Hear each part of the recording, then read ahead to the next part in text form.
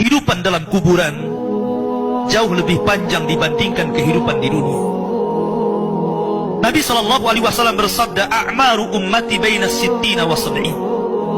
Bahwa usia umatku itu hanya berkisar 60 sampai 70 tahun saja. Sedikit yang lewat 70 tahun.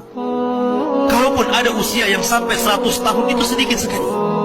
Tapi kebanyakan di bawah 70 tahun, umumnya umat Rasul itu sudah meninggal dunia. Tetapi ketika orang masuk ke dalam kuburan, usia dia di kuburan sampai kiamat ditegakkan itu panjang sekali. Anda bisa bayangkan, orang yang meninggal sejak zaman Nabi Adam sampai hari ini kiamat tidak dibangkit-bangkitkan, menunjukkan bahwa kehidupan kuburan jauh lebih panjang dibandingkan kehidupan dunia. Dari sinilah maka wajar seorang mukmin harus takut dengan kehidupan kuburan. Ma'asyiral muslimin yang dimuliakan Allah Azza wa Jalla. Tetapi para ulama mengatakan, apakah orang yang mendapatkan adab kubur itu munqati atau mustamir, terus menerus ataukah terputus? Kata para ulama, adab kubur itu hanya terputus dengan tiupan sangkakala Israfil. Ketika itulah Nabi SAW menceritakan bahwa Allah Subhanahu wa Ta'ala memerintahkan kepada Israfil untuk meniup sangkakala yang pertama. Disinilah adab kubur terputus. Karena ketika itu seluruh orang mati, baik orang yang ada di atas bumi atau yang ada di bawah bumi, baik kalangan jin, baik malaikat, kecuali makhluk-makhluk yang Allah kehendaki saja, semua hancur. Dan Abu Hurairah radhiyallahu anhu menceritakan kehancuran bumi setelah tiupan sangkakala itu adalah 40. Bisa 40 hari, bisa 40 bulan, bisa 40 tahun. Yang jelas Allah hancurkan bumi ini. Allah luapkan lautan ke daratan. Allah jatuhkan bintang. Allah hancurkan gunung sehingga seperti kapas yang dihempas angin. Itulah yang disebut dengan kehancuran alam atau hari kiamat. Baru setelah kemudian bumi tidak bulat lagi, tapi bumi terhampar. Allah ganti bumi yang kita pijak dengan bumi yang baru. Itulah yang disebut dengan padang mahsyar. Maka disitulah Allah Subhanahu wa Ta'ala memerintahkan Israfil untuk meniup sangkakala kebangkitan. Yang kedua kalinya Israfil pun kemudian meniup sangkakala. Maka dari situlah manusia keluar dari perut bumi.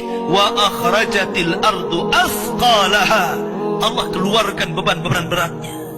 Disitulah orang-orang yang beriman, ketika mereka muncul dari kuburan, maka mereka akan berkumpul dengan keluarganya.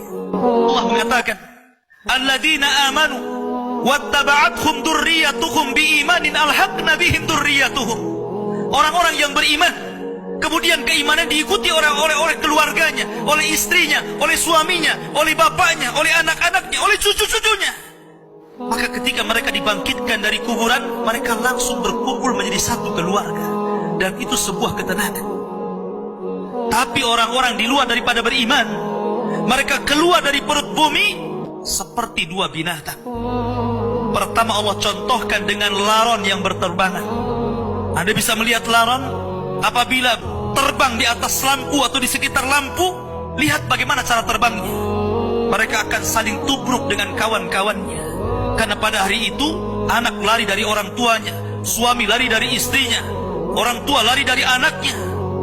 Terkadang mereka bertubruk satu dengan yang lainnya. Yang kedua seperti belalang kal jaradil muntashir. Pertama seperti laron dulu, lari sana lari sini, yang dari barat ke timur, yang dari timur ke barat, yang dari selatan ke utara, yang dari utara ke selatan. Mereka kacau sehingga mereka mengatakan, ya wailana man ba'atsana min marqadina. Celaka, siapa yang membangunkan aku dari tidurku? Tapi orang-orang yang beriman hanya mengatakan, hadza ma wa'adar rahman wa sadaqal mursalin. Inilah janji Allah kepada kalian dan benarlah ucapan para rasul. Baru setelah itu dari padang mahsyar berteriak seorang yang Allah suruh untuk berteriak. Mulailah kemudian mereka teratur. Maka mereka akan berjalan ke satu titik. Disitulah yang disebut dengan padang mahsyar. Mereka akan tinggal selama 50 tahun telanjang, kembali tidak dikhitan, tidak pakai sandal, matahari dekatkan 1 mil, keringat bercucuran, tidak ada makan, tidak ada minum. Mereka berdiri 50 tahun.